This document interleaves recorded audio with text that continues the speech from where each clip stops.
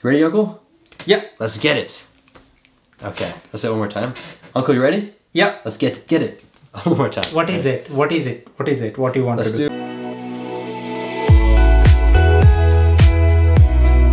What is vibing? This is Vish, and today we'll be responding to Sadhguru's video on Special seed protects you from negative energy. I'm a meditation coach and I've guided hundreds of people on their meditation journeys.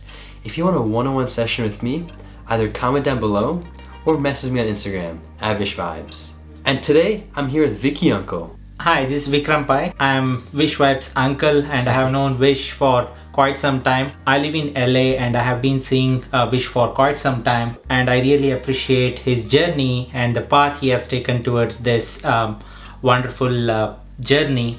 I'm sure he's adding very good value to this special field which he's excelling, and he has made us aware of some of the beautiful journey of mindfulness and wisdom and the vibe what he's creating in this community. Thank you so much, Uncle, for the very kind and encouraging words.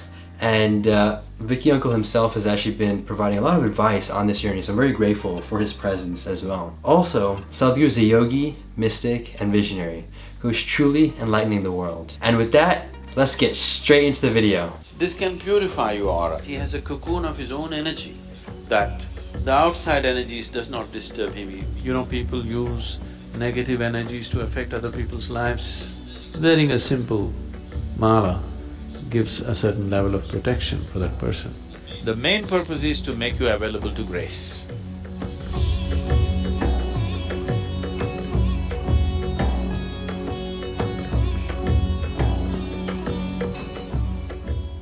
See, every substance has a certain reverberance to it, everything in the universe. Now we are trying to identify things which will push us in a particular direction. It's not just about Rudraksh. Plants, flowers, animals, everything have been identified as to what will take you in a spiritual direction and what will not. You have heard that this flower is the favorite of Shiva, this flower is the favorite of Vishnu. Because they're just identifying a certain reverberation which would come close to what we are referring to as Shiva or Vishnu or whatever else, and saying this flower gets you closest to that. So you who touching it, you receiving it has a certain impact. So everything was identified like this. Rudraksh is one of those items which has a very unique type of reverberation.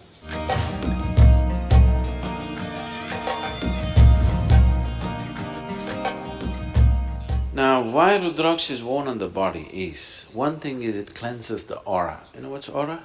A-U-R-A? There is a certain field of light and energy around every body, around every object. Every physical object has its own aura, even inanimate objects. These days it is being photographed and recorded in so many different ways. It cleanses your aura. Aura can be from a pitch black aura to a pure white aura. You know, if you have seen, maybe not so much in America, but if you have seen any of the Spanish pictures or Indian pictures, you will see if they show any saint or sage, always there will be a white halo around their head. It is not that these people walked around with light bulbs behind their heads. It is just that the artist is trying to impress upon you that this is a pure being. He had a pure white aura, that's what is being conveyed. So from a pitch black aura to a pure white aura you can have. If you meet somebody who is into occult processes, who do things with energy, if you meet such a person, most of them are just fakes who just use chicken entails to scare you. But there are genuine people in that field. In India there are lots of people, so very sophisticated occult. If you meet them, they're powerful in a very different way. Totally pitch black aura. They're very, very powerful, but in a completely different way. Wow. So that's a very interesting point that Sadhguru brings up about how certain people can carry white auras or dark auras. And so I've heard you actually talk about this as well with me, and you have some experiences with it? Yeah, so whatever point Sadhguru is making, I have experienced it in my true life. So when you come across any people, you can feel the vibe. We say that it's vibe, right? But the holistically looking at that, it's not just vibe, it's the aura of that person which you can feel, right? If anybody is suffering from any illness or process, we do say them that I'll send you positive prayers, right? That's a positive vibe, which is nothing but sharing your aura, I see. which has the positive power and healing power, right? Okay. But in this entire society or this world or universe, whatever we call, Right. we have both kind of auras, Yes. the positive and the negative, right? So I have experienced it myself firsthand, both kind of auras, and I would suggest that everybody here would have felt it. Whoever is seeing this video, I'm sure you guys might have felt it. You guys can discuss or share your comments here to talk more about that, but I'm sure that Sadhguru has a lot to say. Yes. Maybe we can continue on that and Definitely. then come back again. Absolutely. Let's Yeah. definitely continue. But as Uncle mentioned, if you have any thoughts about the aura, if you've experienced anything similarly, comment that down below. With that, we'll continue. From a pitch black aura to a pure white aura. In between there are a million shades. This can purify your aura. This does not mean if you wear a Rudraksh tomorrow morning, you will have a halo glowing behind your head. Not like that, but you're aspiring to purify yourself. When you're aspiring to purify yourself, every little help, every little aid you get, you want to make use of it.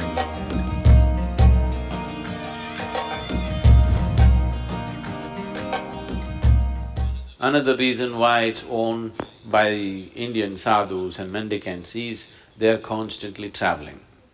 One who is constantly eating and sleeping in different places, his body goes through a certain level of destabilization. In the sense, many of you might have noticed this, you went to a new place, even if you're very exhausted, somehow in a certain place your body won't settle down and sleep. Have you noticed this ever? If you're a traveling person, you would have noticed it in some places, your body just won't settle down. You're fully exhausted, but you cannot sleep. This is because in your own house, in your own bedroom, today there is something called as… what the forensic people are using this, what? Thermal imaging, is it? See, if you sit here now, 24 hours later, somebody will come with a machine and find out where Gayatri was sitting. There is a memory in the place which they're able to detect, this person was sitting only here, not there. Well, if you bring your dog, it knows she was sitting here, isn't it? Yeah. So something is left there, isn't it so? Something is obviously left there, that is why a dog or a machine or something can detect it. So, you are sleeping in the same bed every day, here, certain aspect of your energy is left here, here you're very comfortable. If you go to another place where the energies are very different, your body may not settle, sometimes it could be damaging to the system. So person who is constantly traveling wears a Rudraksh so that he has a cocoon of his own energy, that the outside energies does not disturb him. He has a… we call this a kavacha. You know what's a kavacha? Kavach. It's more like a cocoon. It's a cocoon of your own energy.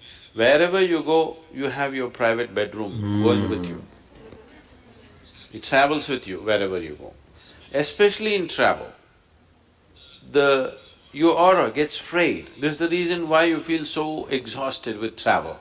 Actually, you sit and do nothing. Somebody is driving, you just sit. After 10 hours, you find you're so tired. You did nothing because your energy gets frayed. True. Your body is moving at a faster speed than it is designed to move. So the first thing that is damaged is your aura. If you go faster, let's say you travel 600 miles per hour in an open space without a windshield, you will see your skin will peel off, isn't it? After that your flesh will fly off, after that your bones will fly off. Yes or no? The first thing that begins to be damaged is your aura. So with movement, with faster and faster movement, aura gets frayed. So if you wear Rudraksh, it gives you a certain cocoon, it gives you a certain stability to your aura. The travel, movement can be taken well. Wow.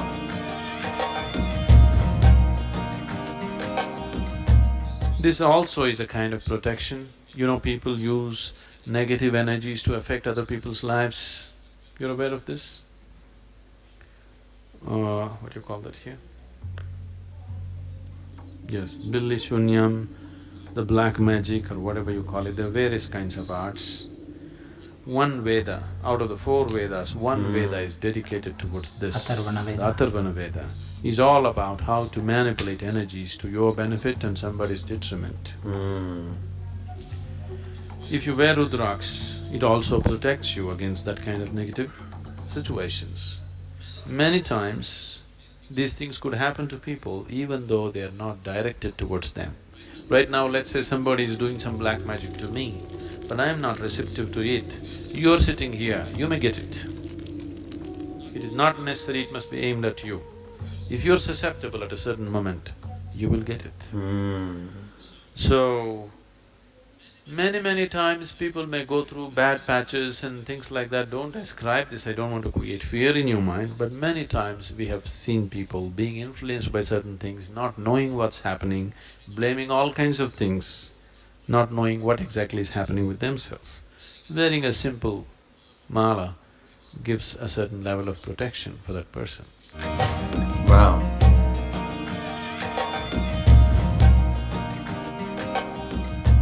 One more reason why people wear this is, even in the wild, if you were thirsty and you're walking in a jungle, you found little water, you drink it, you could be poisoned.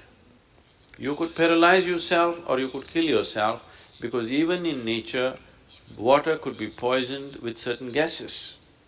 You know, certain lakes and other things have bad whatever, they have a history of people, tribals and others have feared that there are ghosts existing, that is simply because the water is poisoned with certain gases and whatever else, and people consume and instantly they go through pain and suffering, and because of that, it got some other kind of names going with that. If you just hold your Rudraksh above the water, it will tell you whether to drink or not. If any food appears in front of you, if you hold it, even if there is a tiny bit of poison in it, instantly it will go anti-clockwise. Wow. Let me see, check this water.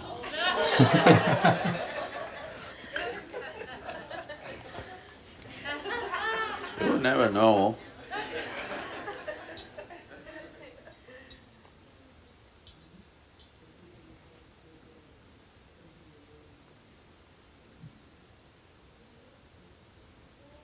This is good water. You put a tiny drop of poison into this, which you cannot detect by smell or taste, that kind of poison. You hold this and see, immediately it will go anti-clockwise. Wow.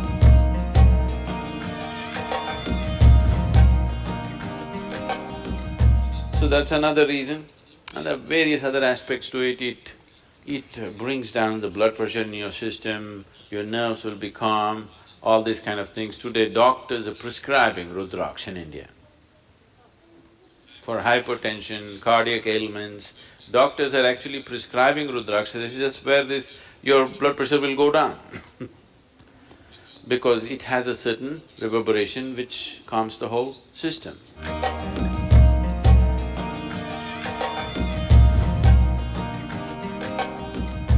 The main purpose is to make you available to grace. Because ultimately, it doesn't matter what circus you do, what yoga you do, what else you do, ultimately it's only by becoming available to grace you become a possibility. This is why a devotee attains quicker than anybody, because he just offers himself like that. If that sense of offering and yoga will become circus, without grace, whatever you do, Whether it is spiritual process, health, wealth, success, there will be no success in any area of life if in some way you do not become available to grace, that's for sure. Either you become consciously available or unconsciously in your own way you became available, okay? Every human being, every creature is becoming available in some way. But if you're consciously making that a part of your life, then everything works, it's a well-lubricated life, everything works easy and smooth. So Rudraksh is just creating that possibility, enhancing it a little bit.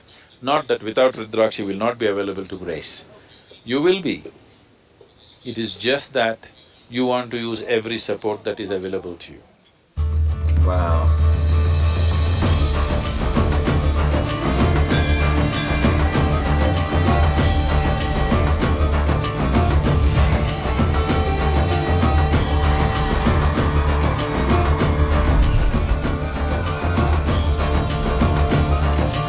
Wow, there are clearly so many benefits to the Rudraksh. I would love to hear Uncle about what he has to say about the Rudraksh and this video too. So it was a very good video and narration of benefits of Rudraksh from Sadhguru. I know many of you in this age of energy drinks, nobody knows how to get this positive aura behind them, which makes us feel fresh, and then the grace what we get by using this Rudraksh. It's a small bead, but the power and benefits are enormous. Like you saw what Sadhguru was discussing, and so many people around, they get confused and then commoditize this particular product, and then there are some fake Bhadraksh available which are marketed in the form of Rudraksh. But the pure Rudraksh, there are many forms, and then the benefits like what Sadhguru was discussing, it's enormous. And then you can see in any Indian sages or any gurus having this Rudraksh 108 or 109 beads holding in their hand and chanting mantras, which is like enhances their grace and positive aura. So in short form, what Sadhguru was telling is you don't need any energy drinks, but if you have this bead, a powerful bead, and you can bring that aura and grace within oneself, which has many benefits. So that's what I have felt, and I have used Rudraksh in my life. Okay. And I have felt the changes and the positive energies and benefits of it. So I would recommend everybody try it at least once, rather than going the energy drink way. I see.